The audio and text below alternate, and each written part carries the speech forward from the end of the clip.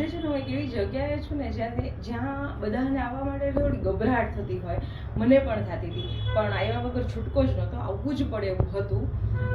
Since last 2-3 મહિનાથી અહીંયા એક બમ્પ જેવું થઈ ગયું છે અને એ દુખતું નહોતું, બટ 2 દિવસથી થોડુંક એવું લાગે કે અહીંયા પેઇન છે, હાથ ફ્રીલી વર્ક નથી કરી શકતો. તો હું આવી ગઈ છું મંગળા રોડ ઉપર આવેલી મંગલમ હોસ્પિટલમાં ડૉક્ટર વિમલભાઈ કોઠારી પાસે, અને એને એવું કીધું સ્મોલ નાની એવી સર્જરી કરવી પડશે આ બમ્પ કાઢવા માટે. એકચ્યુઅલી આ રસોડી ગાંઠ છે, જો બનશે ને અને સર અલાવ કરશે ને તો એ ઓપરેશનની ગ્લિમ્સ છે ને હું તમારી જોડે શેર કરીશ. હાય ફ્રેન્ડ્સ, મેં જે વાત કરી હતી ને એ લાસ્ટ હવે ટાઈમ આવી ગઈ છે. હું જાઉં છું ઓપરેશન થિયેટરમાં, પછી મળીશું આ કઢાવીને. તો ચલો હું વિઝિટ કરાવું તમને.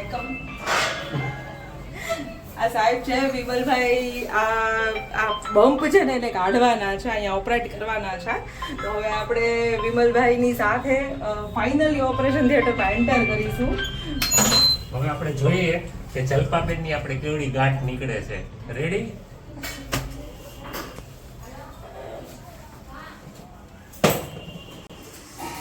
ફાઇનલી આ ઓપરેશન થિયેટર છે and I am ready. Hi friends, it's done now and I am good to go.